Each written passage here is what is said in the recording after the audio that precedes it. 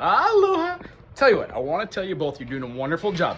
Addison, keep working out these bar chords. I know that the fingers hurt, and especially that guitar, it's a little bit rough to play that. I'm not going to tell you any otherwise. This is a guitar that's also a little rough to play. The action's up a little high. It's one of these new guitars that has a built-in electronic system. I'm not a big fan of it, however. Serves a purpose, and I don't have another right-handed guitar. My fingers are feeling a little bit better, so what you want to do is show you how I go through the process of seeing majors and minors. I hope this really helps as far as seeing just all the detail between what a major third is and a minor. The first chord we're going to do is an E major. E major has the open E, second finger down on both the second fret, of course the first finger down on the first fret of the G, and then the open B and the open E. When we play an E minor, I remove the first finger and get an E major, and remove the first finger, we get a E minor. All these will be found on the website as well. When we go to the next note, we're quite literally taking the E major shape and moving it up for the F major. In a secondary video, I will definitely show you how to take the different shapes of the F major with the thumb wrapped around and playing it, and then the full bar chord. How working on all four of those really help. The process by which we go through that involves playing an E, scooting it up, and then playing it open and then down. Kind of like you're playing Pac-Man all the way up the dub. I'll give you another video on that. After we play the E, the F, the next chord we would have is the F sharp that goes to a G. However, we learn how to play a G this way, having the first finger, second finger on the low E, then the A, open D, open G, open B, and then playing a G note on the top string of the G. When we play a minor, we can't simply just take off one of those fingers. This is the third, so it would have to go down. However, we don't generally play like that. We generally just play a bar chord and use the E minor shape, aforementioned from the whole process of moving up bar chords. So it's a double-edged sword. You learn how to play this G minor, and then you kind of use this G minor just to establish you know what the 1 is, and then the flat 3. Ta-da! When we go to the G sharp, same concept. It's a bar chord. There really is no G sharp. It's an A flat. Then we have A. Since it's 1, 2, 3, 4 notes up, and then the fifth, that next note is the string above it. So when we play this A right here, it has the same tonality as this A. Well, the way we make an A major and A minor is remove the third. That works all the way up the fretboard. But for today, we're gonna keep below the 5th fret. After the A, we've got the B flat.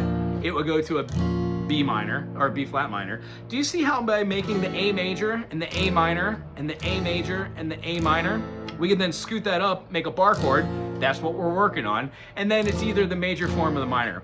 That also goes up the fretboard exponentially. The next one we would do after that would be the C major.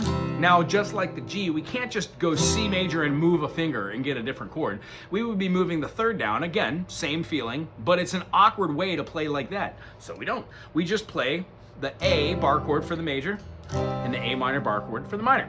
At the 3rd fret, bar chord, 3rd fret, play an A or play an A minor. That's what gives us the C. C major, C minor, C sharp major, C sharp minor, D major, using the A shape. Now, granted, it's 5 notes up, so that's our D shape. When we have the D shape, we have an F sharp A and a D, not in that order. D, F sharp A is 1, 3, 5. When we flatten the F sharp, what we notice is when we move the fingers like that, the D note stays the same, giving a minor tonality. Therefore, the shape that we learned in the E major, the shape we learned in the A minor, and then now the shape we move up here, D flat augmented, doesn't work. However, if we move one finger forward and keep that same phrasing that was in all of these chords, that definitely works. That's our foundation. That's what we work on with moving chords. So when we move our D minor up, we get a D sharp minor, but it would require us making a bar chord to get an E flat minor, and then an E, so on and so forth. So these shapes are tangible. Otherwise, after that, they just all kind of amalgamate into the same note. What we do is we work on playing all the chords like an E major, E minor, F major, F minor, F sharp major, F sharp minor, G major, G minor, A flat major, A flat minor, A major, A minor, A major, A minor, B flat major, B flat minor, B major, B minor, C major, C minor as well. That's a C major. You can also do a C minor like this, you know, but that's a huge chord. We're not going to try that right now. D flat major or C sharp minor, same thing. C sharp minor or D flat minor. D major, D minor, E flat major, E minor, same thing. D major, D minor. We can move that up and start doing the whole process of moving these shapes up my fingers. Sorry, folks. They hurt. Ah, there we go. And believe me, I know these fingerings are hard. I've been doing this for 30 years with a oopsie doopsie hand. It's still very painful to do, but the concept is they are workable. The two main takeaways are that you know where the notes kind of are, and that the fingers are getting used to like lifting themselves up off of the fretboard so we don't mute the notes. That's a great start. Good job.